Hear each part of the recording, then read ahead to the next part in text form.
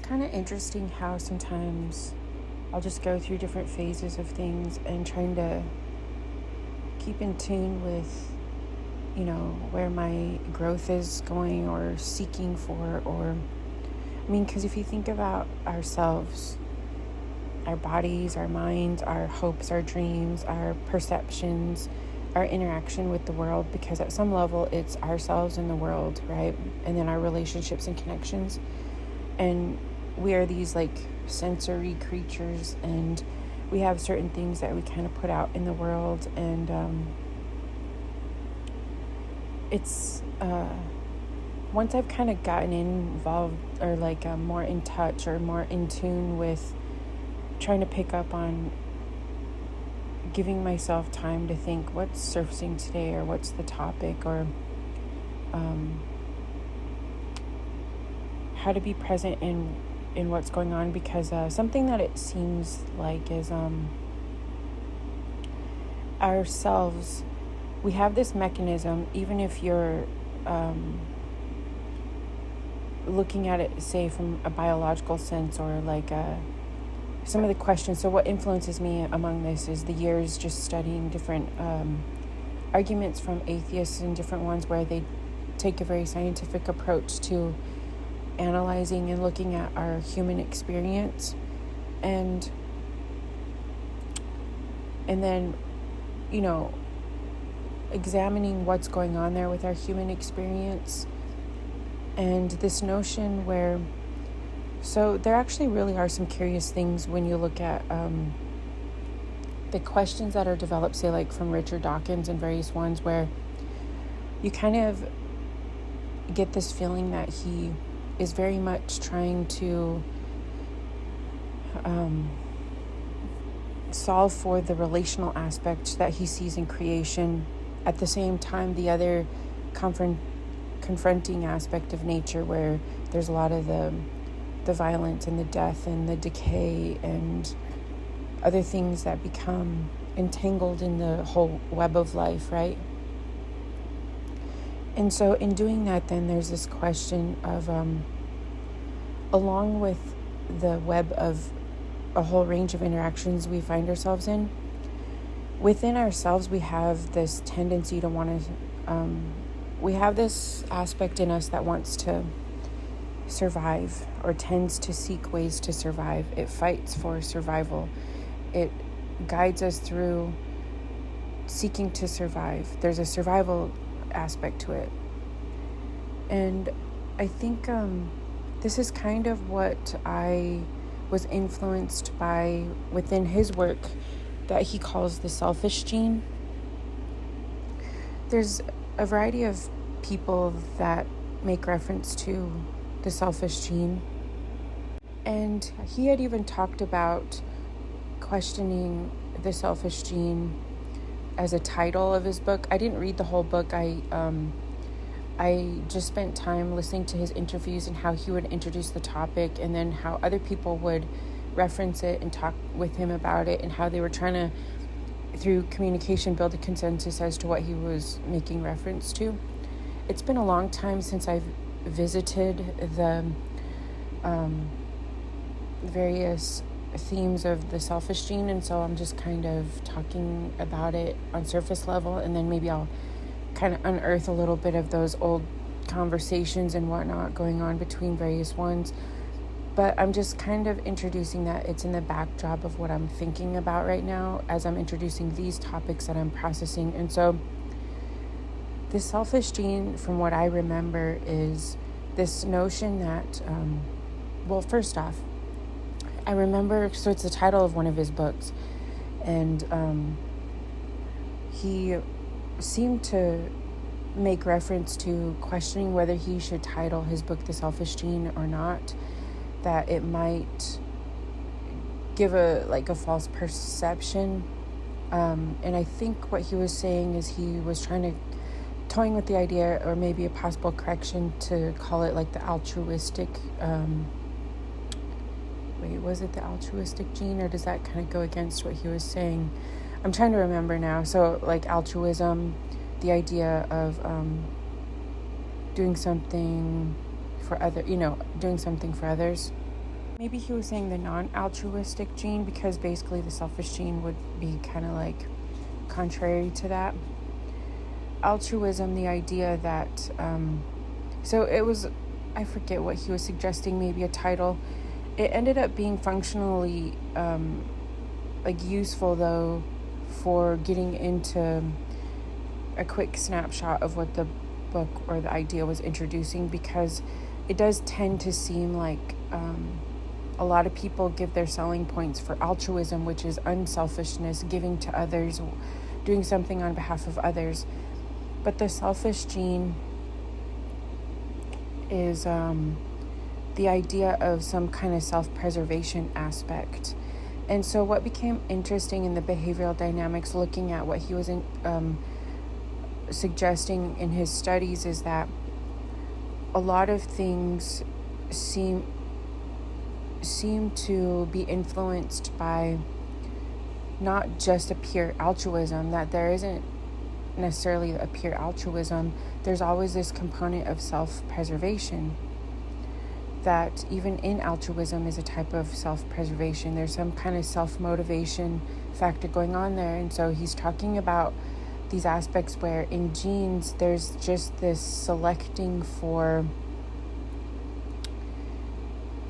being preserved in all these different strategies and all these different ways that the gene seems to be interacting based on survival, preservation, being preserved in some form or another.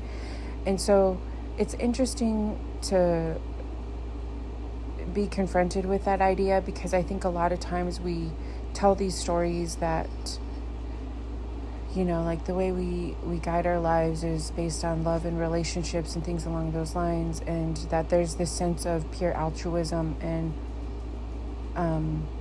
doing things on behalf of, for others and whatnot, which there is that. And so, okay, so to bring the like scripture components to this, so the idea where Jesus introduces love God, love self, love others, that those fulfill the law and the prophets, there is the sense though among that to love self, right? Love yourself, love others, love God. God then is like the standard by which life, like the force of life or the standard of life. So you kind of do see, we've spent a lot of time within like religion and whatnot, speaking on behalf of the neighbor or the other. But I find it interesting from this kind of atheist viewpoint, where he's introducing biologically built in with us is this type of like self-preservation, the selfish gene. And it's a component that is enacted in these interactions, which does make sense, because you do start to follow through and think that you can't really go too far always constantly giving to someone else. There has to be some aspect of it of self-preservation. And then you start to find that if there is a good, healthy standard of a type of self-preservation, that it in some ways doesn't take from the idea of altruism, but seems to in some ways give some credibility that there should be some standard of expectation, that something that you're doing on behalf of others has some standard built into that. It must have some kind of preservation for yourself as well. And then in some way that does create a relational dynamic, not just a one-sided giving over of oneself. So I think then when he kind of talks about this though, he also has to get into the realities that he sees in the natural world, where in some areas of frameworks of hyper survival, there's going to be ways where it's not always mutually of benefit. Then gets into like the hyper survival mode though, right? Where eventually if there's a usefulness in the public sphere of this appearance of altruism or relational dynamics or mutuality or building either actual trust or benefit of trust, there can also be what they call memes or trickery or mimicking or like mimicry or masquerading or, you know, like deception, right? Interesting along these lines, as we're just looking at humanity and what's going on there, And we're imagining, so, okay, we can kind of look at examples where certain frameworks select for an imbalance of these tendencies that we have, where we start to find now that it's inescapable to take into consideration the environment of the social environment that is around us, but we also have to take into consideration our personal needs. And then in the grand scheme, we also have to solve for what centers us on life, the standard of life. And so we have these mechanisms at work, right? So we can look at aspects where, take for instance, some of us spend time following some of these detective crime stories and whatnot, or at times where certain crime investigation will do analysis of certain personality profiles of people, and basically trying to map out how did the whole nature nurture, how did this person become this way? How did they become a serial killer? What happened in their life, or what factors were functioning there to where they eventually begin to interact in these treacherous ways among society.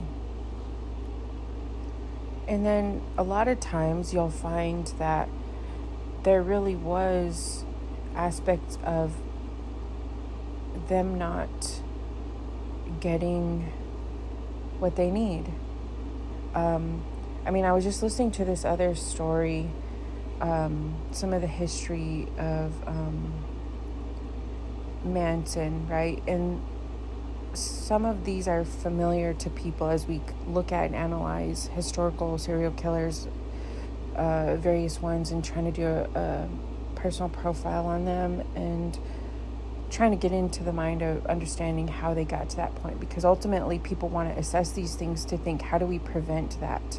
Because those types of behaviors we don't want to select for increasing in society. And so then it gets into, how did they get that way? How do we build societies that don't select for that? In some ways, then, what it sounds like, some of the stories that are being told about his life and assessing it, is that he, on a basic sense, didn't get what he needed, the basic things that he needed for his life. And it sounds like his mother, I don't know the story of his mother, but it's probably a generational thing where she seemed very much involved in self-abusive behavior. Like, she wasn't doing good to herself. I think she was involved in some kind of sexual exploits and other things. And so then oftentimes involved in a lot of excessive sexual abusive exploits then can include a lot of drug abuse and substance abuse, because it's hard to, because you're not built to have to endure things like that. And so to soften the abusive nature of it then is oftentimes drug abuse or substance abuse. And so she basically just wasn't present there for him, and had gotten caught up in that worldview and seemed very much involved in those types of practices. So basically she seemed like an absent mother. Not only just absent, but, and then here's the question too, is I don't know too much about the father. A lot of times the situation that the mothers find themselves in is also because there's the father is not involved as well. And so there's these perpetual survival scenarios, right? And so, from the sounds of it, he endured a lot of abandonment and things along those lines, and had probably seen a lot of terrible things. And eventually she was so caught up in that world that she kind of chose that world. And you kind of hear this a lot too with other characters that become very violent in relation to women and attacking women, where it's kind of peculiar where certain characters will end up being I've heard this one, and I forget his name exactly. He was a well-known, I guess, male pimp over women, and it turned out that his mother was also, I guess, caught in a survival situation. She was basically a prostitute. She had to prostitute to survive. And along that world is a lot of instability, a lot of abuse, a lot of substance abuse. And so as a young boy, that's the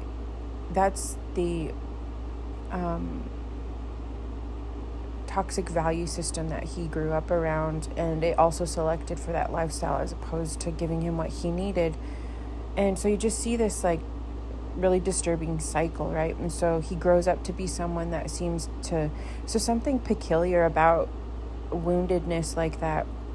At times it seems like kids can grow up thinking, or just people in general, when you're stuck in confines of like abusive behavior and things, for one, it seems that it creates a network around you that you're just familiar with, and so you don't really know another way to get out of it. You don't know another way to interact. Maybe it's learned behavior, but then it also seems like in the trauma aspect of it, there's confusion at times where there is some sense of loyalty to your caregiver, while at the same time a resentment that they're stuck in that condition, while at the same time levels of, resentment at them for not being able to get out of it. This whole range of things, right? And so it seems like as you're navigating that confusion, certain characters will put themselves in the scenario. And so something that I've heard before, and I think it's a tactic of counseling that some, so there's a lot of different therapy or psychoanalysis approaches that people take, different ways of emphasis that they try to like unlock and heal the mind and heal situations and provide breakthrough for people. And there's a variety of different ways that different interactions will occur within different types of these therapy approaches. And in a basic sense, I'm really not familiar enough to go into the details of those, but on a basic level, what I've heard various ones suggest is that some will approach it as realizing that what they call mental tapes. And so mental tapes is like when you keep playing scenarios over in your mind and you can't get certain scenarios out of your mind, and so your mind gets trapped in these cycles. It's almost like you're replaying the tape. So they call it tape because it's like almost like a movie or audio that you're listening to over and over again, and it keeps using the same components, the same scenarios, and saying the same thing. And so it solidifies a mental tape. So they call it like tapes. It solidifies a way that you're thinking that produces and perpetuates these same pathways. It entrenches the same pathway that you're thinking about something, that you're processing it. And so when you introduce a counselor or therapy, at times, some of the basic ideas that they help you, they first try to enter into like, what is the tape? What is the path? What is the system that you're caught up in? And so doing that seems to take a while, because sometimes we only know parts of it. There could be certain parts that in the forefront of our minds that we're aware of, like, oh, it's this, that, and the other. It's, maybe these few components. But a therapist or someone can help get into the deeper portion entrenched behind all of that, deep in the subconscious or unconscious, and realize there's other parts of this tape that are fueling it, that are so entrenched kind of behind the scenes that you don't know about. That can be really difficult because there could be survival mechanisms as to why it's buried deeper somewhere. And so a lot of these things can be really complex, right? Some stuff can be so entrenched that things that people have been exposed to are almost nearly impossible to survive. And so you kind of have to question, do you want to unearth that or not, or be okay with laying it to rest and accepting a certain level of survivability without going too deep. Some situations in life, you kind of have to count the costs, and you're going to be this survivor with the remnants of who you are in some very tragic situations, but a beautiful testament of your life and survival can surface from that, and still has a place to speak into demanding that life still keep showing up for yourself and others, and speak against that which diminishes those types of things, right? So anyway, though, so along some of these, a variety of different approaches that people take, like for instance, I've heard of things like family constellation, where I think on a basic level, family constellation is this idea of the society or social interaction that people take on. I think some of the reasoning of it is this idea that our societal roles that we tend to play are not developed in isolation. And so as being social creatures, we take on certain survival behavioral dynamics in relation to what is being preserved in a social unit. And so I think that's what they call family constellation. So I think with family constellation, they try to identify what role does your characteristic play in the whole constellation of things, and if it shifts, how does that shift the dynamic, and also how to expect the shift of dynamics within certain units. So if you heal, how does that cause a ripple effect for other people as well? Or if you're unhealed, how does that also affect the societal or the social unit or the family constellation? And so it's kind of this suggestion of getting into assessing the family constellation. And I think what they do at some point is they also look at other people that have a similar constellation, and they try to interrupt the so sometimes I think within some situations some people will have difficulty talking among those that play a certain role across the way with the family constellation, and so it gets stuck in gridlock where they have a hard time. There's too many barriers for them personally, and so it's hard to understand and unearth a breakthrough.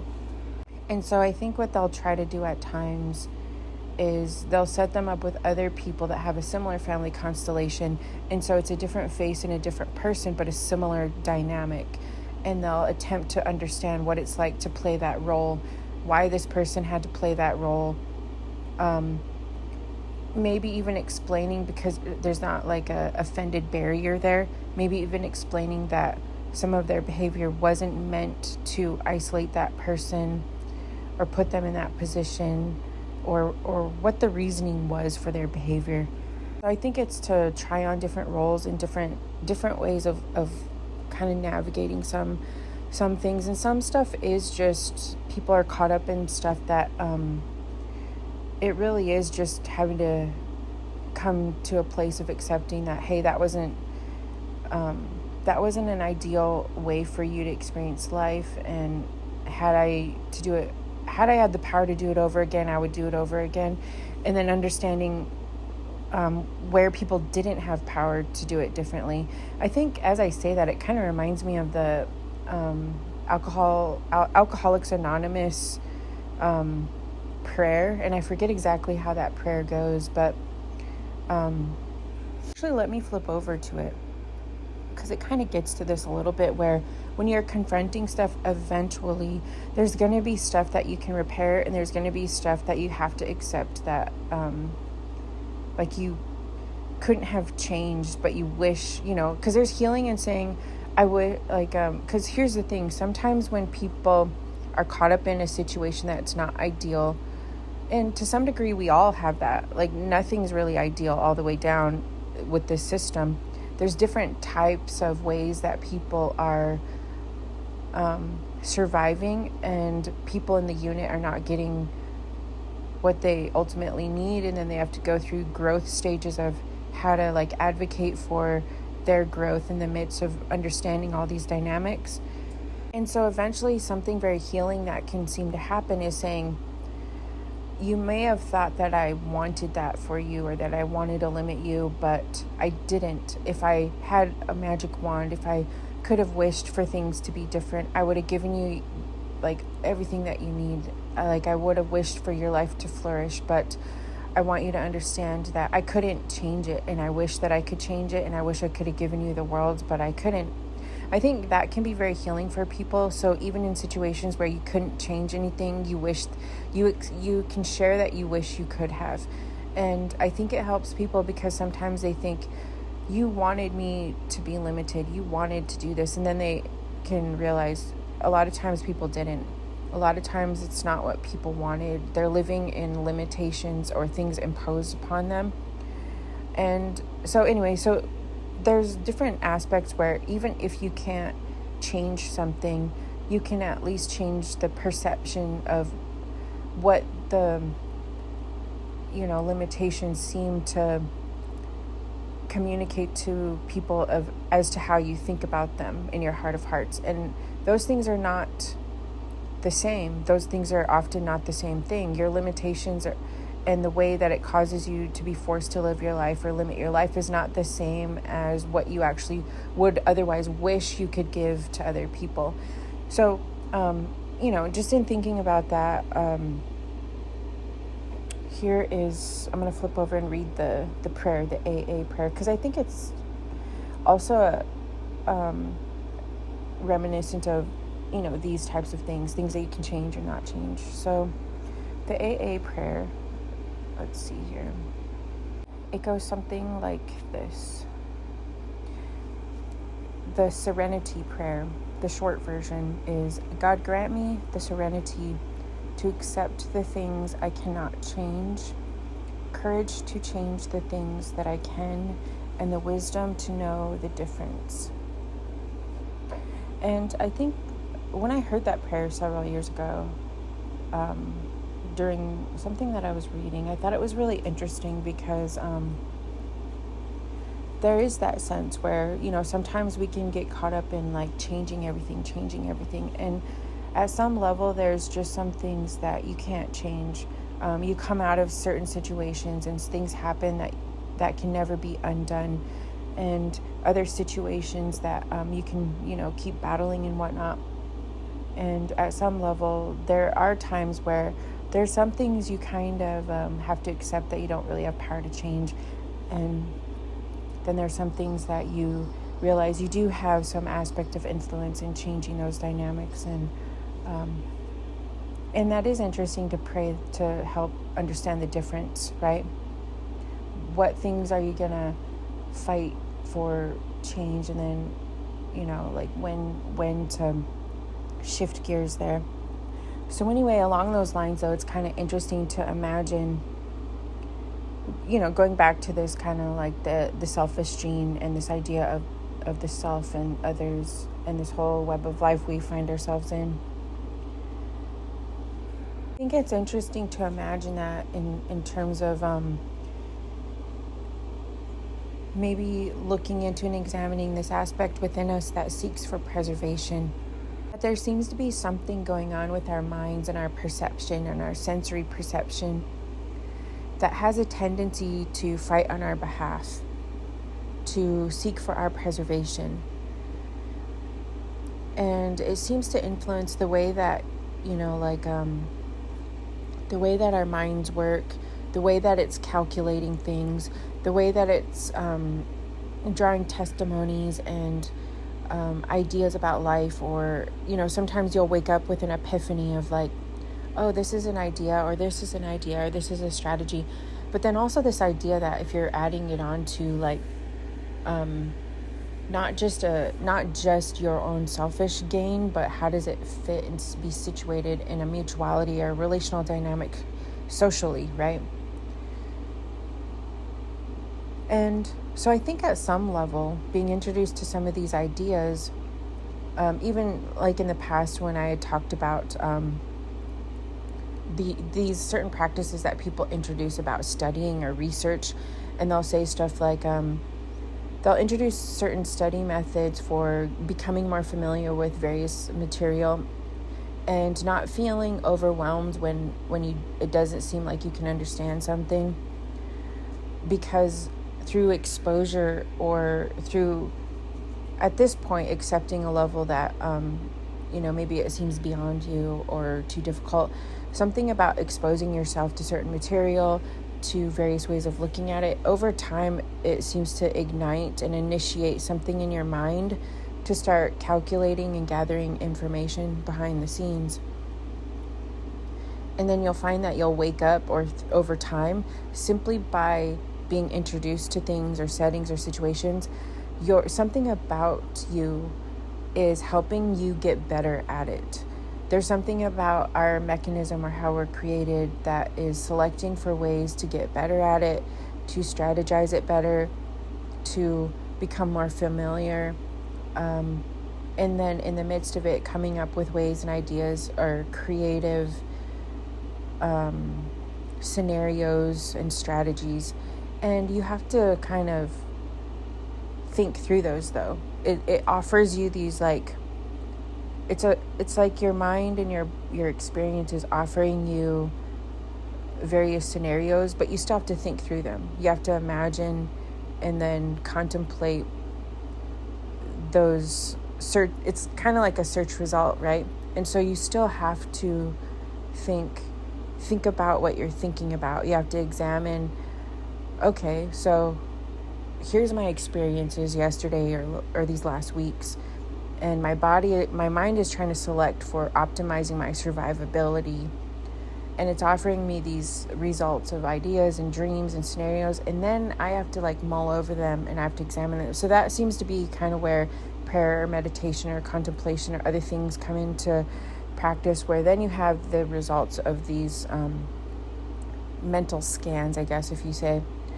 And then you have to think, all right, how do I contemplate on these ideas and imagine what they seem to be referencing my life toward, and trying to solve for what's the better version of enacting these ideas or processing them and whatnot. So I think over the years I had kind of understood something within my being is still at work doing things, even behind the scenes when you don't know about it. So for instance, as a type of creative person where I try to create things or navigate through ideas, there's certain times where I feel like I'll be in a very fruitful stage. There's so many different ideas I have to kind of mull over and work through. And then there's times where it will seem like a dry spell for a few days. And what I've kind of learned is it's not always going to be like that, because if you're still alive, there's still constant sensory perception. There's still some computing going on. I tend to think, okay, I'm working behind the scenes, the scan is running, and so I'll just wait a few days, and I'll think, maybe I'll wake up with an epiphany or a dream or something, but I haven't, so I was thinking I was kind of processing some stuff, and sometimes when life is really busy, you don't have time to always think about these things, because we live in some conditions that just constant survival mode really makes it difficult to process these things, because it by definition is getting in the way of those, right? And so when life kind of finally slows down, that's where you'll find things surfacing, right? You'll find things working on your behalf. You'll find, maybe a swarm of memories or all of these things starting to function and surface, because your mind is like, hey, you got some things you need to start processing, so you can try to get out of this stage of things, right? So I've been kind of working on a few things, and since I was kind of in step with certain ideas, I wasn't really putting in this order, like a mental order to gain other ideas and whatnot. But when I finally there was a certain stage where I wouldn't really say writer's block, but I had reached a stage where I wasn't really getting an incoming of waking up with the order of the day, I guess. And it was kind of weird. I was like, okay, I must be kind of working on something, so I'll give it a couple days. I'm probably just tired, and I'll give it a couple days, because I could feel it seeming a little dull. And it was kind of interesting, because when I finally was able to rest after some things going on, it was interesting. So it kind of surprises me, the mind and the perception of things, when you start really just being more receptive to it and allowing it to help partner in examining and unearthing things within your life. Kind of most of the time it happens after a sleep, after a rest, because when you rest, the survival portions of your day, like throughout your day, your active survival interactions are shut down, and so you get yourself out of the way a little bit, and so it seems to then allow this reservoir of other things in the backdrop of your mind to surface and be a part of this like inward consultation or something going on in your mind. And so a lot of times this happens then after a good sleep, a good rest. And it surprises me at times, like when I get this feedback through a dream or something of just the assessment of life. It'll surprise me. Sometimes it doesn't. Sometimes it's just the practical things of life where you're mulling over various options, and then your mind kind of will dig deep into the files of, okay, what am I not seeing? What am I in denial of? I'm wanting to do this thing or buy this, invest in this thing, or what have you, but am I clouded by my initial attraction to it, or like what are the other things going on? And so then you'll kind of get a dream or other things, and you'll realize the mental files will deliver you some other perceptions, and then you have to go into like being confronted with that, like, okay, maybe this isn't the best investment, this, that, or the other. So I think that's why some people say over time, as they get older, like some stuff, like wait on it, give it time, give it a few days at least, or they'll say like sleep on it, you're excited about it, try not to make an impulsive decision. If it's really worth it in the long scheme of investment, then sleep on it, give it a couple days. I mean, it depends on the situation though, right? And so anyway, it was kind of interesting. I went through like a little while of feeling like I still had plenty of things to do. There's plenty of things that I already have to do. But in terms of some of these other mechanisms behind the scenes, I kind of felt like there was a pause going on. Anyway, though, finally had a good sleep, and then it was kind of interesting what my mind was like delivering. And because so one of the things that I was working on, and I paused on it, so this is what I was kind of making reference to. I was working on this project where I wanted to, just out of my own curiosity, kind of map out,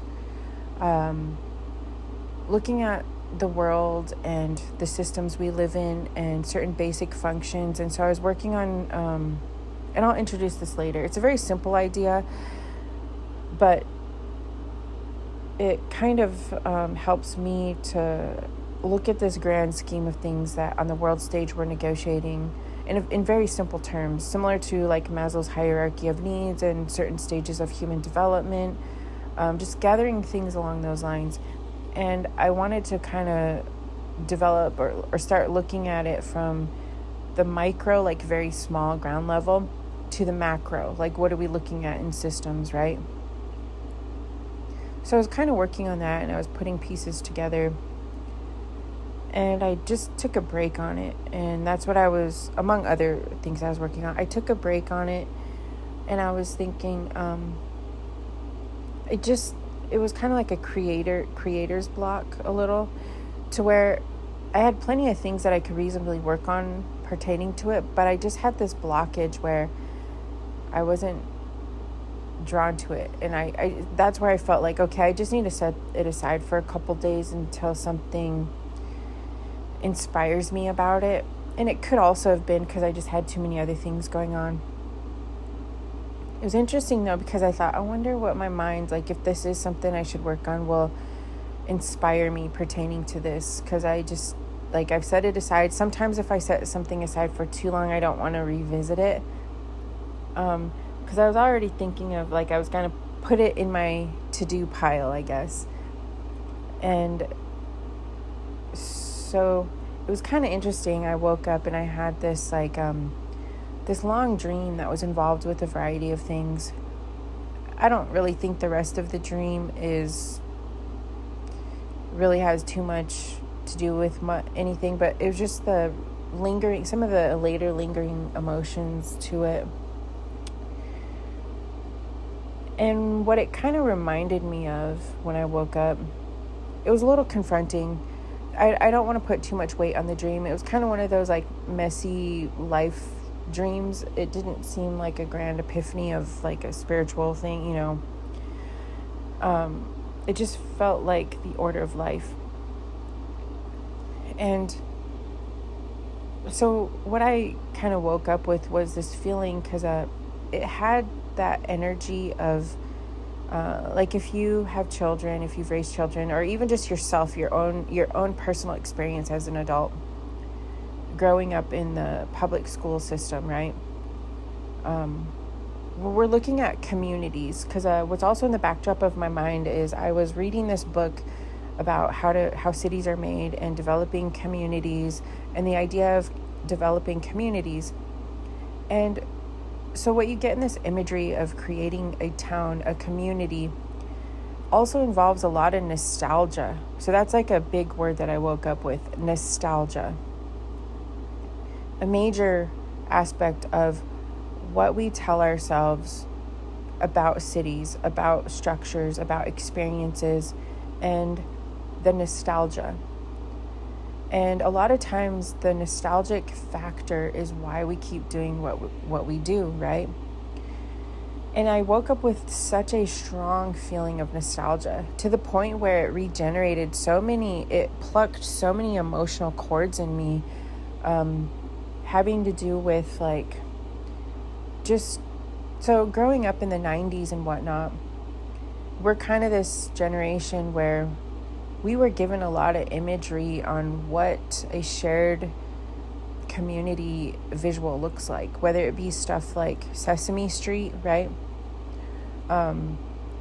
So keep in mind, so I'm thinking about this book that I was kind of chipping away on, how cities are made, and it talks about things like the modes of energy and transportation, the different types of housing that's developed, just all of these things. The imagery, eventually, what's introduced, sets the stage for different types of experiences, and what those experiences, as people live through them, will be like, and certain interactions and experiences. And then you find this idea of nostalgia, right? So the idea of Sesame Street would give children this imagery that actually is very influential. You get this idea of a very close-knit community, very, like, soft, fun colors. Well, actually not always soft. Sometimes they're like these bold this colorful world, right? Where you have streets, you have, like, the grocery store, the police station, the library, all of these things. And then you have the freedom to walk those streets and to engage with your neighbors, to sit on the stoop and discuss and play and jump rope and have fun learning into sharing coins at the grocery store and engaging in trade. And it's this fun world, right? Even children then growing up, they go to these, like, models of little tiny replicas of these worlds, right? So if maybe you as a child or your children would go to places where it replicates interactions like these. You pretend to be a police officer, you pretend to be a firefighter, you pretend to be cooking in a kitchen with these fake foods, and you're a chef. And so we grow up with these ideas of of these fun ways that we should be able to engage and interact with different skill sets in this collection of this world. And it's this fun world, right? I remember going to this, so I live in an area where there's types of different forms of like rural communities that are connected through like certain span of drive between different places. And in these different towns and cities, there's, I spent years going to and just trying to understand as I would go on these road trips, just cheap little road trips, nothing fancy about it. Because I was, during this stage, looking into understanding the history, the basic development of different towns. I just personally started to become interested in towns and development. I think that's also influenced when I look back at this question. So if you know and you follow my stuff, you know that it's almost as though I'm living this experience where I'm trying to understand how to merge worlds, because I have this cultural, this mixture in my background of this question for, as an Indigenous person in the United States, in the Americas, I have this question where a lot of the propaganda and the storytelling of us as a people is in a way looked at in the grand scheme of things as we're outside of the infrastructure. We're oftentimes still at the place where we're not, even though in practice we're merged with modern, like we're a part of towns, communities, we're a part of modern living and whatnot, we're not written into the story where we're a part of it, even if realistically we are. And in reality, we've been involved in the co-creating of a lot of things and the influence of development and whatnot. In the perception of things, we're not really seen as a part of this storyline. And so we're functionally, a lot of times, the portion that we're given to play is outside. Like we're always outside of the structure in the city. And we're in this place where we're looking at our lives from ground level, the land base. And even though we physically integrate into these systems, our place is not always understood in it. And so we're kind of at this stage in history of what does it look like to merge those worlds and understand it differently? Because it's that a certain animation of the systems just don't, sometimes it's not so much that we have to remake everything, or take it all away and redo it all, as much as we have to shift some functional misperception about what's going on in the midst of how ideas are being understood. I've had this experience at one point, so going back to even in the idea of like counseling or therapy or the mind tapes, I've had experiences where, even on a whole different level, a whole different experience, just a personal interaction where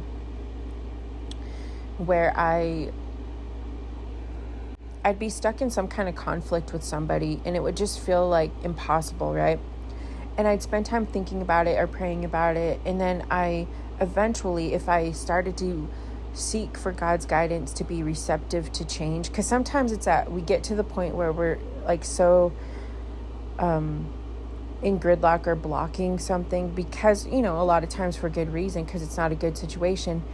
But we also can get to the point where we're imposing a total blockage there. And so once you kind of get to the point where there's enough stability where you can seek and pray about it, like, okay, God, and I think it requires you to be honest as well. Like, I don't want to go into this, I'm not going to say all the things that pretend that I want to. I don't like the situation, but I need help. I need help being guided through it in a relational way, considering these things, right? And so then your spirit will kind of soften, and then you'll kind of have maybe some guidance or epiphany or maybe awareness, or someone will come into your life, or you'll read a book or something. Some kind of information can come across your path, and it can help. Ideas and reframing of things can really help switch the perception. And so sometimes you'll find when you have those breakthroughs, that you find. You don't have to redo everything. You don't have to get rid of this person. You don't have to like dismantle all of the things. Sometimes there's certain component in the mix of it that simply needs shifting, and then it kind of redeems the whole thing. So that's kind of what I'm thinking about along these lines, is like I feel like it's a false perception that Native people are outside and then there's this whole other development, and we're not a part of it, because in practice we know with reason that we're a part of it. The truth is that we've been a part of the innovative influences, that we're very much a part of it. And so I think part of my journey has been, where's the component though where this isn't really accurate? There's a functional propagandist aspect involved in the system, the animation, and the idea that this whole system and structure tells itself, that keeps framing it wrong. So it's not as much as we have to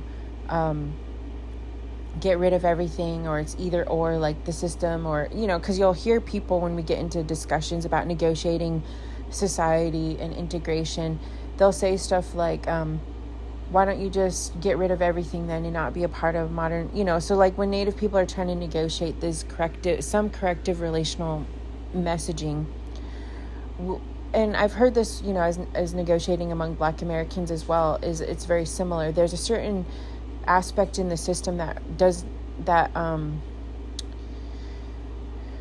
feels threatened by the claims that Native people and Black Americans and other people groups have within the system, and they think it's all or nothing. They think it's a claim to destroy everything, it's like it's threatening Western civilization, it's destroying everything. And they don't know, there seems to be an inability to figure out how to solve for relational value and mutuality and still have the beautiful nostalgia. So that's the word, nostalgia, of what we're trying to tell ourselves about systems and development, and the motivating factor that we tell children from a basic point. And I think functioning in this is that people don't know how to think about that, how to capture this whole network of complexities from when they're a child, the stories they tell themselves, the ideas they tell themselves, and then how they build their life. And so I'm realizing, as I'm thinking about these things, I'm getting in a stage of my life where I'm looking at the building blocks of our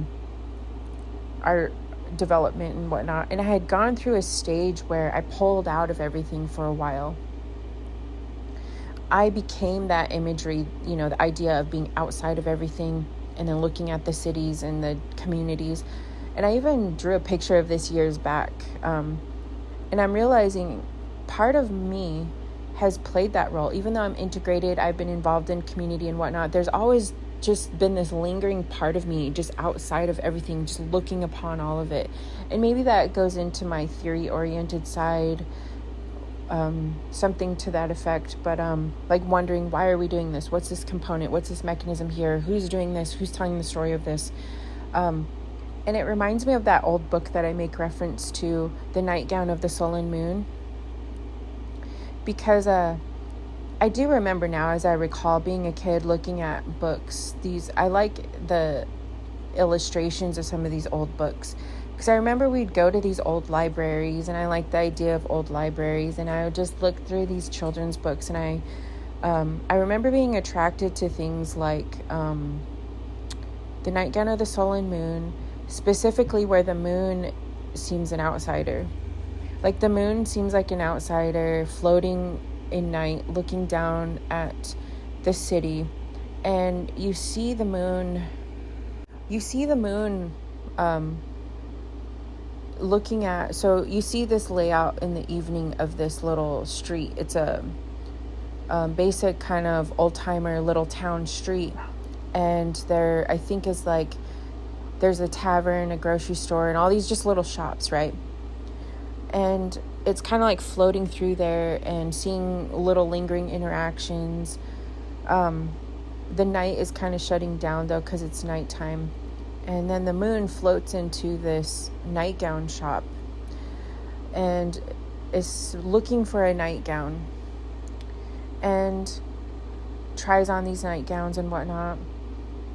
I think, so without going into the whole thing, it's just this whole story. And as I, in later years, was assessing why was I so drawn to that book? For a lot of reasons. I think doing my own like self-assessment, I was thinking, well, I probably feel a little bit like that as I'm trying to figure out my identity in relation to this world. And I think just looking at and realizing there's things I like about interaction and the story that we're all being told. We grew up watching these movies where, like in our generation, then we would have, like different, what do you call those? Like those, like short TV, it was like 30 minutes, right? And it was all these family oriented. They would build the story around the set of this imagery of kind of like the Sesame Street, the houses on these streets, the families that have this certain lifestyle, and a routine of like this family life built into this framework of the settings of these homes and these neighborhoods. And so we have this imagery of this, right? And it influences us thinking we want to recreate that in our lives. And so I think that's some of the question there is, what does that look like? What is the story that we're telling ourselves as to what gives us value and nostalgia? Kind of find the story of the moon is, the moon doesn't really seem to fit. The moon is like interacting with these things, but it doesn't quite fit, right? But then there's also still a attraction to some of the beautiful things. So like the moon is attracted to this beautiful nightgown. It's this nightgown that, and in retrospect, I think because it's called the nightgown of the sullen moon. I think in retrospect, because I used to have this, like growing up, looking at the imagery of the nightgown as it's like, there's a portion of it where I think the moon sees it, there's a version of it hanging on this clothesline. And when it's hanging on this clothesline, so this other girl has one, it kind of looks like a wing dress, like an indigenous wing dress. And it also looks like a wing dress that is familiar to, like the pattern on it with the stars and whatnot, seems similar to some designs during like a certain spiritual movements in our country, where there are a variety of different designs, but some of the designs on these like ghost shirts and whatnot had to do with like seeking for a type of restoration, an eventual spiritual hope for restoration of Native people. So I think deep down in my mind that I didn't know that as a kid though. But as I grew up and I was attracted to some of these things, I was just finding just so much conversion with these like storylines are intersecting. But anyway, at the time I don't know that I was actively thinking about that, but I do remember this certain dress that I had that was passed down from family that I would wear. It was a like old velvet version of a wing dress, and it had old beadwork on the top, and so it was kind of heavy and so sensory. I can even just remember the feel of it. And so it was kind of this heavier fabric, this old velvet fabric. And sometimes as a kid, because I very much was like one of those kids that would play dress up all the time. I was the only girl in the family, and I was very much like active nature, playing outside, but I was also very much girly. And so I'd have these times where I would like put on these frilly dresses, or like I would wear our Easter dress and I would wear it at other times. Like I was a little extra once in a while. And I would even like, my mom would go garage sailing or like thrift store shopping, and I was attracted to these like really fancy dresses. And so then I'd ask and beg to buy them, and then they would like, my mom would like customize them, and like, because they're very long, so I'd be wearing these like really frilly, super frilly dresses around with like hats and gloves and walking around the house. I guess like a version of Fancy Nancy to some degree. So I loved playing dress up. I loved the, I should try to find some of those. I even remember like on Halloween and stuff, it'd be a great opportunity for me to like pull out these like really extra fancy dresses. And so I think, I also remember the sensory feeling of putting on this like wing dress, that was very heavy velvet, because you can feel the feeling of dresses, right? The story that seems to be told with it. And then the beadwork makes it feel a little bit heavy. And I would just feel like a part of myself when I would wear it as a little kid, just putting it on. The shape of it, I'm imagining. So what I'm thinking I'm imagining without knowing I was thinking about this is when I saw the picture of that nightgown, the nightgown of the Solen Moon, it's shaped like that. It's shaped like that dress. Similar shape. It's almost shaped like a wing dress. And I was imagining in my mind what it felt like was like the wing dress.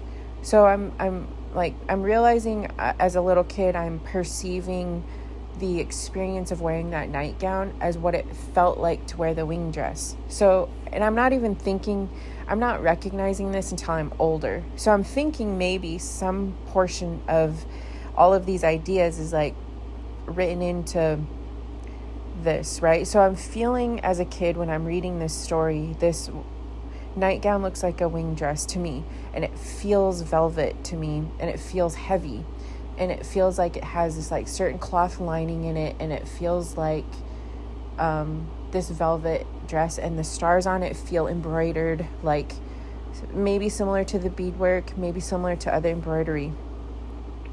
So that's a sensory perception that is developed as I'm reading this book as a kid. And I'm seeing the moon float through these towns and trying to, not quite looking the part and trying to be integrated and attracted to wanting to be a part of this shared story, even to the point of seeing some portion of themselves through this nightgown and the beauty of selling merchandise in these places and going in and trying and finding a similar nightgown. So the moon goes in and then requests for, tries on other nightgowns. Nothing would suffice until it finds that nightgown. The store, the woman helping the moon realize they don't find a nightgown that would suffice. The moon tries on these nightgowns and nothing seems quite right. And what's interesting is I can feel, because I play dress up a lot, the different nightgowns that the moon tries on. I could feel them even as a kid because I played dress up so much. I could feel the texture. One of them looks like it would be flannel nightgown. One of them looks like my version of these, because I'd also have my mom buy those old decorative nightgowns. They're really beautiful. Sometimes they're sheer, sometimes they're silky. So this one kind of looks like it would be the silky version one. So I'm having these, probably as a kid, sensory perceptions of what these different nightgowns feel like. And then finally the moon then says, do you have any more, basically? Are there any more? Because they haven't found anything. And then finally the store clerk says something like, there is one in the back of the store, let me go find it. So then it ends up being the one, right? That's it, that's the one. And so the moon gets this nightgown, puts it on, and it's this whole story about, then the moon kind of disappears gallivanting into the skies with this beautiful nightgown. And so then it says, it's kind of this story where eventually then the world is it shows this imagery of this globe in the world, and they're crying out and they're saying, moon, moon, moon, where are you, moon? Because the moon is on its own quest out there, someone with this beautiful nightgown.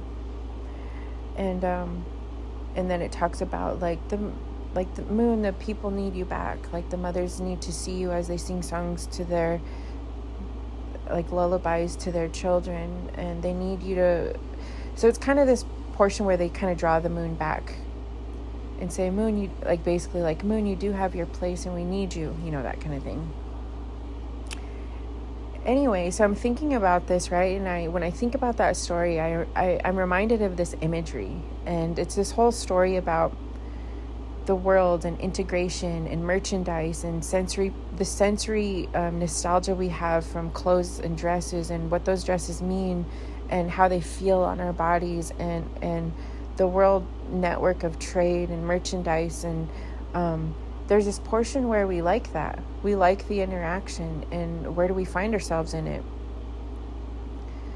And so as I had this project that I had set aside for a few days, where I was looking at how do we build from micro to macro, what does the next stage of like human civilization and the global network and the interactions look like?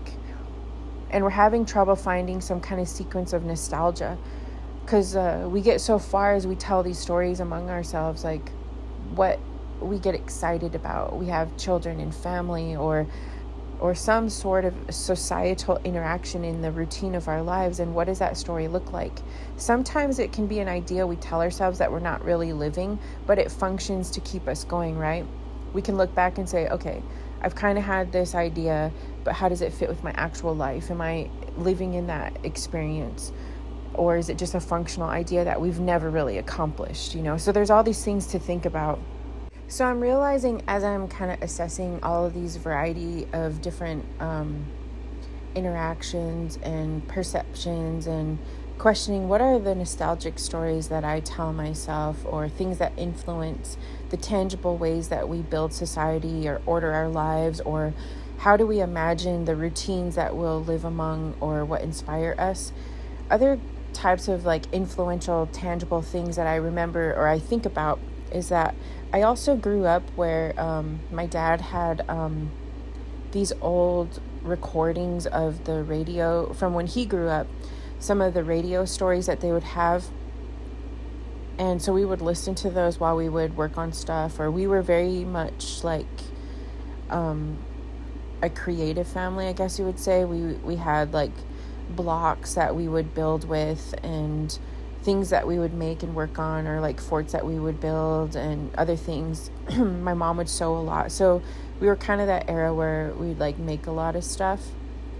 And so there were also times where we would sit, like we would be doing things and like listening to these like old radio stories. And something I remember, like this was when I was really young, it wasn't like all throughout like my life, it was just when I was a kid, and it was once in a while, it wasn't like, but anyway, I remember those old radio stories painting imagery in my mind, because they're those old stories that they just had so many sound effects to them. And like so a lot of them would be set in like a detective's office, and you would get the sounds of like an old office, right? Whether it be like those metal drawers from desks or files, the sounds of old phones, and then the clanking of like wood floors with like high heels and stuff like that. And I think for me, I picked up on, I started to have this nostalgia. I don't know if it's just from that or from other things, influences, but I tend to have this nostalgia toward old buildings, those types of old buildings. I'll kind of catch that a little bit when I go to, say, like old city hall buildings and I have to go work on paper, fill out some stuff. I like the feeling of some of those old buildings, because they, I think, maybe feel like the set of some of these old stories that I used to listen to. And so I also have this nostalgia that peaks with old buildings and wood structures and wood floors. And I think a lot of us have that, because there's very much a nostalgia built into the idea of like old wood floors that people seem to have. And so anyway, it's just kind of just life type stuff. We're examining things, but there's also a nostalgia that people have if we're looking at the way we structure our lives, the places that we build shelter, the ways that we build shelter and eat together or cook, or all of these sensory perceptions of our existence, right? And some people will absolutely be drawn to a cabin in the woods, and I'm also drawn to this too. So this is like my life in all different directions, right? Trying to figure out, what does a system look like when I have all these perceptions in all these different ways areas, experiences, there's also this beautiful nostalgia of a cabin, a very simple cabin on land, right? Undeveloped land, like out in the forest somewhere. And there's such a different sensory experience of being in such a remote place where you synchronize with the rhythms of nature, where they get into your being, where you can feel them, whether you realize it or not. You're synchronizing to nature because when you're out in a remote area, you tend to follow the sunlight. Even if you're like tent camping, especially if you're tent camping, because it seems like you're awakened by the very early light. You can tend to, maybe even wake up earlier than you would otherwise. And you can feel the feeling of creation going to sleep or getting ready to like silence itself, because as things gradually get calmer, the birds settle down, the insect sounds settle down, and whether you're recognizing it or not, like you're feeling things settling down. And then there's kind of like this, like the lull of a different quietness late into the night.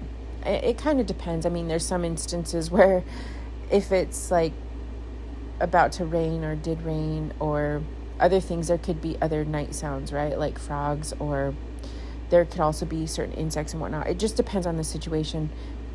But it's palpable. You can feel the shift of things. And then there's that sensory nostalgia with breakfast, right? That's a really strong one, I think, for people. You hear people make reference to this a lot, is like when you're out somewhere camping and people cook breakfast. I feel like that's one that people really make reference to nostalgic wise. Morning coffee, brewing, and breakfast. I think that's a difficult one to get away from for people that are trying to replace it with other things. It's hard to get away from the outback country nostalgia that you have with smoke and wood and the way that nature wakes up, and you can hear the sounds of the birds and other things, and maybe you can hear a creek sounds, water sounds, and that intersecting of the smoke and the coffee and the bacon and the fried potatoes and the eggs, and that's a whole other really strong nostalgia, right? And so just kind of thinking of these things, like what are people experiencing when people are asking them to build different world views, and what's the nostalgia associated with it, and what are competing nostalgic experiences, and then the storylines that people tell themselves as to how they preserve that vision or that experience. I woke up with this strange reminder, and I hadn't felt this in a while, just because I'm kind of in a different stage of my life. And so it's interesting how dreams remind you of other feelings and nostalgic moments. And I woke up with this feeling of all these lingering, and maybe it's just the timing right now because this is like what people are going to start getting ready to do. I had this feeling that was reminiscent of certain stages in life as a kid getting ready for school. And I felt these feelings of that excitement where you go and get your school supplies and you're ready to shift gears. It's a new season, shifting out of summer, and you're getting ready for school. And then when you unpack the idea, because not all kids like going to school all the time, but there are certain stages where we're excited about it. And then it's like unpacking this idea of whether we achieve this or not. There's a functional idea sometimes about what are we expecting with these emotions and these feelings. And at some basic level, it seems like when you're young, you're excited to go and learn about how to be involved and integrated into these ideas. Even if that's idealistic, it is a basic hope, right? it is something we want to get to, where people are excited to grow into the stages of integration and involvement in shared society, shared community. And so as I was thinking about that and feeling those feelings, I was thinking, reflecting on our societies and how we're so fractured, right? The world, we're in these constant wars and battles, and looking at how do we approach our government? What does that look like in terms of housing, the stories we tell ourselves, the way that we interact in our education system, and those stories that are told about each other? And, because we also very much throughout the country have been very traumatized by school as well, with all of these horrific school shootings and conflict developing in the schools, and pressure on families trying to make it through financially and stuff like that. And so in the midst of this, and this is like cycles that we go through, it's not new, like we've gone through this in different cycles throughout stages of development, where there's been times in the past of war, conflict, upheaval, terror in the streets, difficulties, all of these things. And so we're looking at those things in the midst of it. We still have these functional stories we try to tell, these functional stories where it selects for these childhood desires and dreams and hopes. And so I guess what I started lingering on as I'm approaching these ideas of just mapping out society, mapping out the way we look at it, trying to solve for the stories that we tell ourselves in our education system so that we can integrate people into being a part of community. What does that look like then, right? How do we correct some of those stories so that we can, solve for more of the hopes, the shared hopes and dreams that we have, rather than these other continual conflicts, right? And I think too, like realizing those basic building blocks that we look at, certain basic needs that we have, that people build nostalgia and memories through a variety of different stages of integration and whatnot. I mean, even at the basic level, when Native people, when it makes reference to Native people, and it gets into these notions of looking at the system and imagining that Native people are not a part of the development. And they'll say things like, not everyone says these things, but in practice it kind of functions in the ideas, right? Looking at merging those worlds, and is it true? Are some of these things true? That we haven't been a part of the way that shelter has evolved. Or so if we look at it, so imagining the very basic building blocks, ground level. There's ground level and the relationship that people have with nature, right? Plants, wildlife, natural medicines, hunting, gathering, that kind of thing has always been at the base level of some sort of the initiation of the developed story of different cultures, right? It's always at the ground level, how people start to develop themselves. You hear this, like even in scripture, it talks about at the base level, at some level, the garden, the relationships, the difficult, like the direction of development, working the soil, or agriculture, the different ways of interaction between soil, working the soil, and agriculture and stuff like this. And then you get the development of different communities and the interaction among different competing systems and stuff like that. And so it's not as though those are not perpetual shared similar stories. But on the world stage now, because Native people in the U.S. and Canada and South America are part of this stage where the stage of the U.S. is very young, right? The U.S. is a very young major system on the world stage.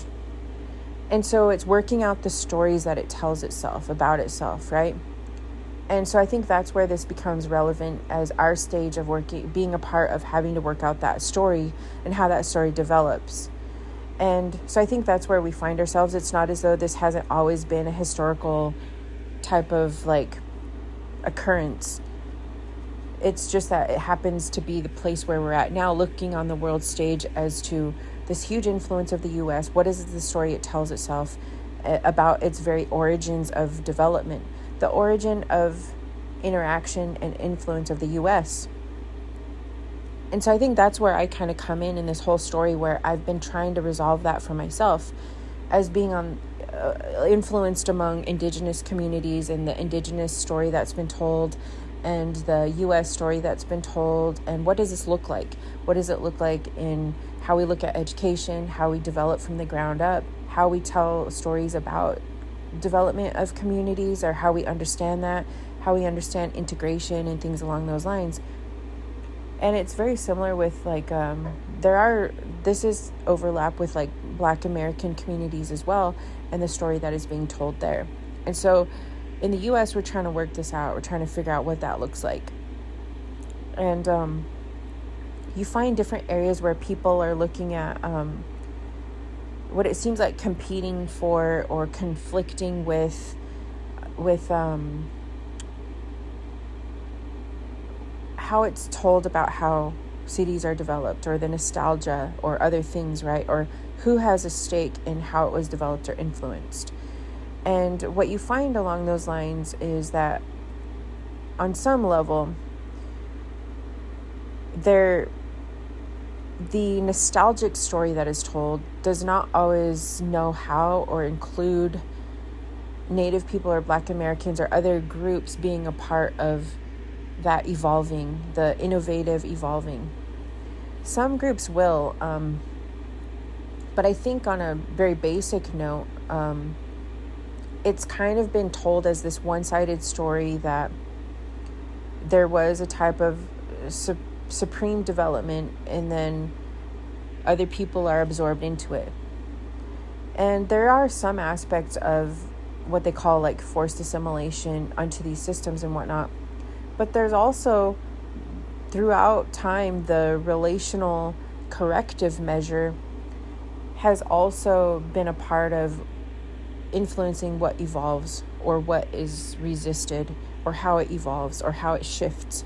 And so there's very much also been corrective measures enacted in the way it's evolved. And it's not always looked at as having been a part of evolving it in these different ways. And so if you actually look at some of the evolving over time in the U.S., there's very much been an influence of Native culture from land-based influence built into the way and the direction that development occurs. For instance, it has been of benefit to get away from the apparatus of boarding schools and things like that had been a part of certain types of development in other nations and expanded into another version of it here. And so getting away from boarding schools in the same type of way, or the way that they were used, not that there's never other corrected like versions of it that can be like improved upon as more rehabilitating rather than forced assimilating. There has been an influence of, like getting away from schools and transferences of education being done in that type of way, and coinciding with that, a different way of even looking at religion interpreted in those relational or types of control measures. And so there has been influence of challenging the education apparatus, the transfer of knowledge, and then challenging looking at it differently, more community-based, more in relation to family. And that's been a huge influence. And then also looking at shelter and housing there's been under the surface quite a nostalgic influence of looking at building a relationship and a connection to land, and building within what you will see as beauty is not just separate from nature but integrated in a relationship with nature, which is also a beautiful aspect of integrating that influence of native community into how to relationally build and develop, not in being at odds with nature, but selecting for a relational aspect of nature, which is very much an indigenous worldview. And even over time, looking at some of the design elements of architecture, people will kind of say, well, are you just saying that Native people want to destroy modern development and live in like teepees, or something like that? And at some level, it's like, well, for one, a lot of beautiful formations have been influenced by the design of teepees. And so teepees then would also be a mode of being able to kind of move within one's territory and region and have access to following close connection to maybe being in the mountains, maybe in the field, gathering, or maybe by the waterways and stuff like that. And so the teepee, the mobile aspect of a teepee within certain regions has helped to influence the ability to build a relationship close to the seasons in connection to the land and whatnot. But it's not so much limiting things or saying it's limited to, like, there's so much nostalgia built into the beauty of like teepees and the storyline and connection of it.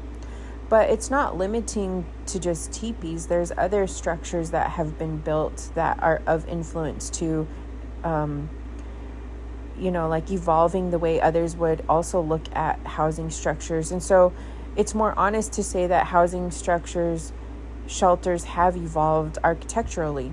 And there's a massive aspect of architectural design among the diverse versions all across the territories across the U.S., the Americas. For instance, there's like various types of huts and shelters that are mobile, and then there's Pueblo housing with apartment-like different sections and developments built. And then there's like plank housing or long houses, and there's pit homes where it's like subterranean, and just all of these other types of architecture that are of influence throughout utilizing the materials in the U.S. in different regions and developing shelter.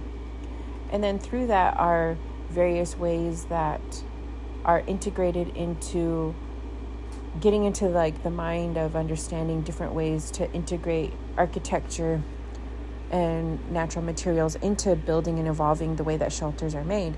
And so I also think it actually isn't true to say that the influence of architecture does not incorporate the indigenous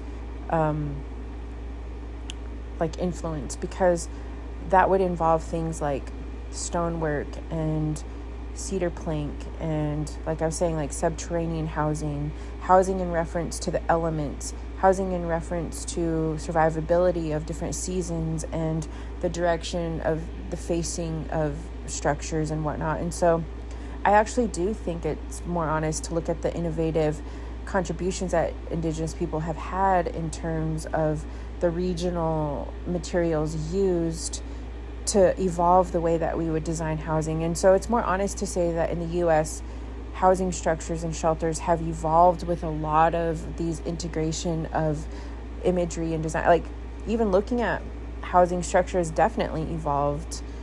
And then also looking at sustainability and stuff like that in terms of resources and efficiency and stuff like that. And so, that's just kind of an example of looking at how the food systems in the regions and the natural materials and the architecture and the relational aspect of building with the land instead of against it, and evolving the way to incorporate relational community building into education.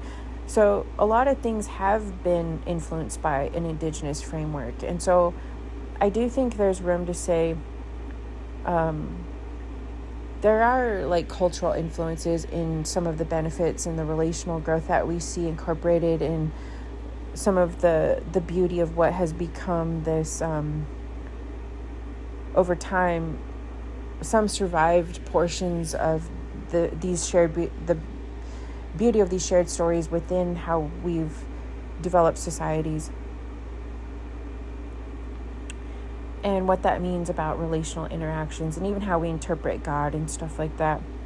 So anyway, these are just examples of looking at on the world stage, what does that look like?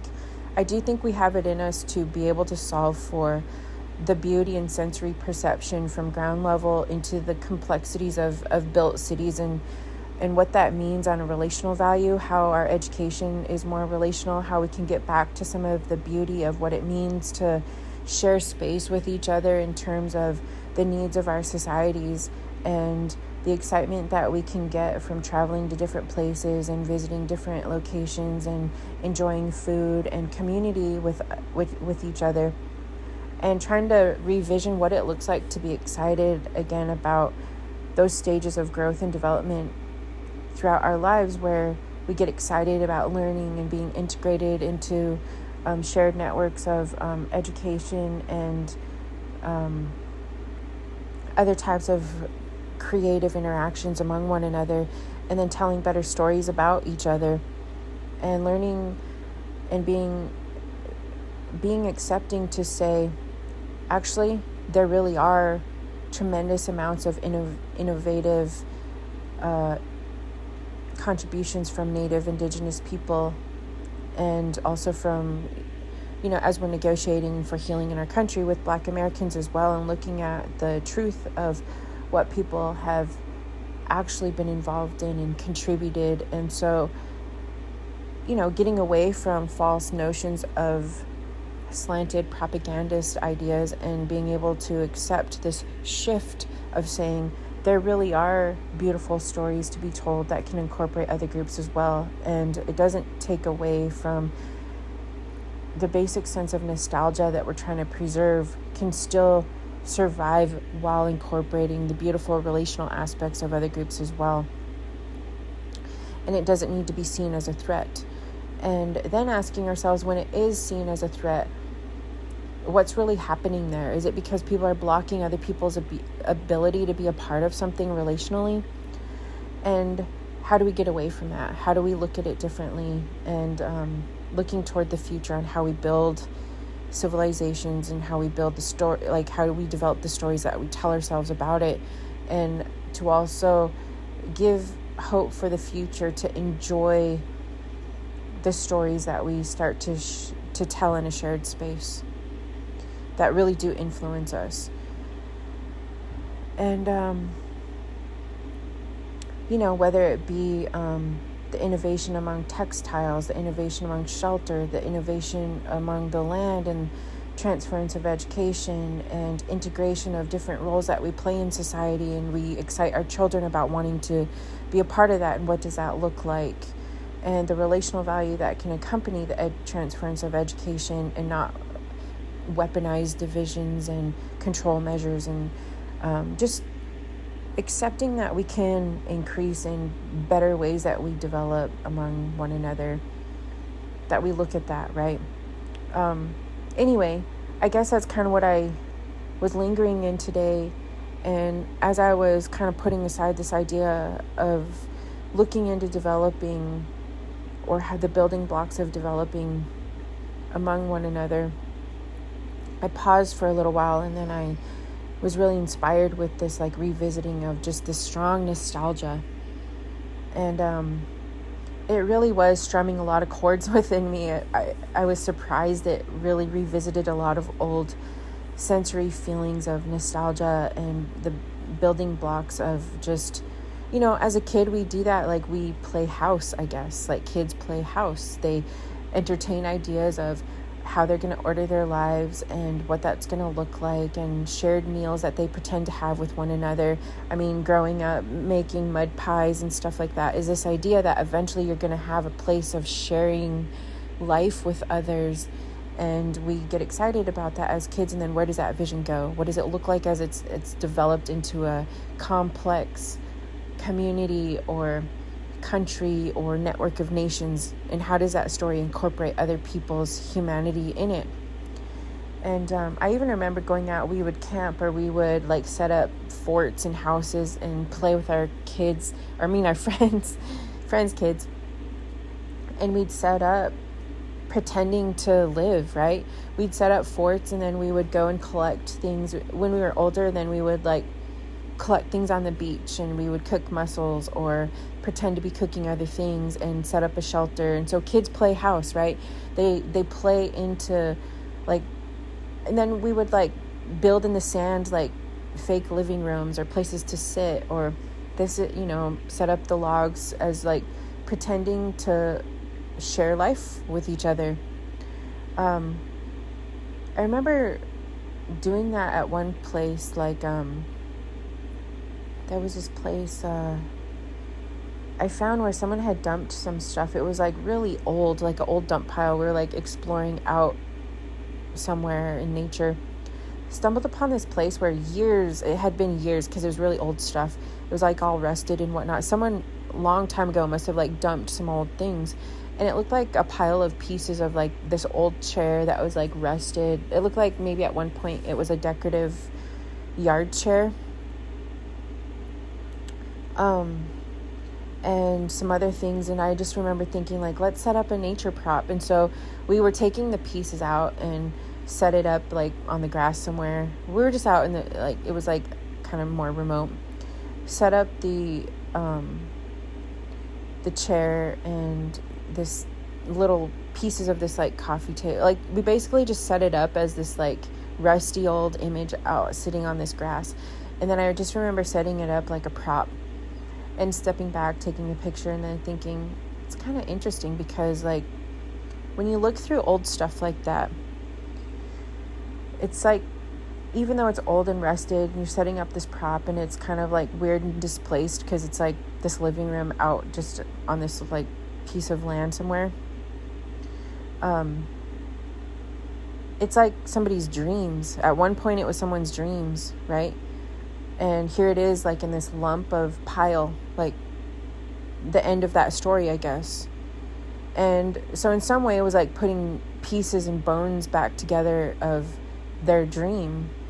They probably at one point picked out that chair and wanted it to sit out somewhere so that they can share life with someone. They maybe wanted that chair and that table and these setups to be a place where they shared life. And at that point, in a sad way, it was just a pile of rubble somewhere that they had dumped off somewhere. And I don't know what the story is there. You can imagine maybe the end of that dream, or the story didn't work out, or it just didn't measure up. And so here I am, just like, let's set this up. And so we set it up. And there was no seating there, and so we had to kind of put stuff there. Some of the things had fallen through, and so instead I put moss there. So there was like moss as this like part of the table and some other things. And then we set up this like lingering cup on the table. And I was thinking, look, it's their dream, maybe, And I think it's sad to think about that. It's sad to think like, I don't know what the story was there. But then I think for us, it's like the story that things can be rebuilt.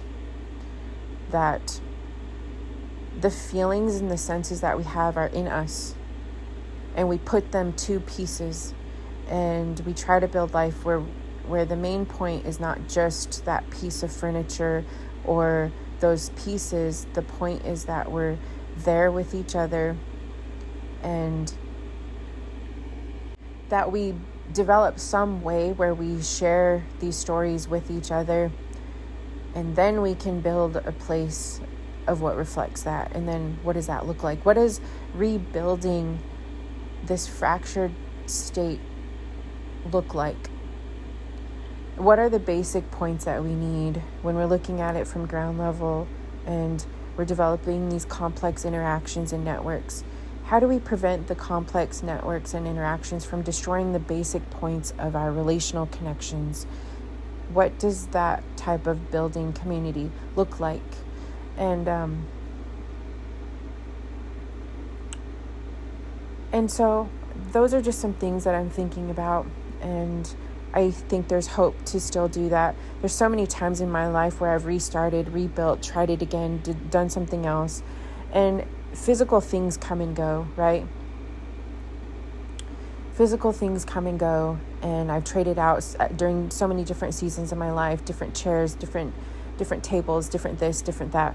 But then what does it mean when we finally get our lives set up where we have a certain standard in our life, a certain connection, and we're actually present in the things, and then we rebuild, and then we get that chair, and then we get that table to share space with each other? Then what does that look like when we're actually present in those reinitiating of interactions and relationships and sensory perception, the wood, the fabrics, the sound of it, the food shared, all of these things? And so I think deep down, that's what we're asking ourselves. And if we don't really resolve some of those basic aspects of the driving force of this nostalgia and the stories that are beautiful to us, or how do we integrate those to share space with other people, then I don't know that we're really getting to the root of what it means to then actually start beginning. And so hopefully we can start doing that. We can get to the place where we're realizing the room for integrating people into the societal stories that are told and how they're told. And sometimes when the difficult stories keep being told, it's because the system refuses to let us tell the other beautiful stories. And so you have to keep reminding them of what their vision leads toward, so that you can remind them to let beautiful aspects of integration be incorporated. And so I think what we're getting to is we're weary of the constant tension, and we just need to start developing ways to incorporate the beautiful aspects of shared life. And so questioning what that looks like. And I think that's what I was kind of really, it's hard to explain the depth of when you wake up to dreams that really start plucking at the beautiful, nostalgic, reminiscent hopes that you've had from a kid. And so I think that's what I was drawing on.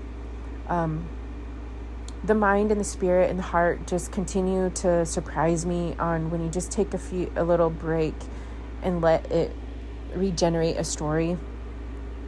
I'm continuously surprised at the way that it emerges. And so I thought, that is perfect timing to start talking about nostalgia.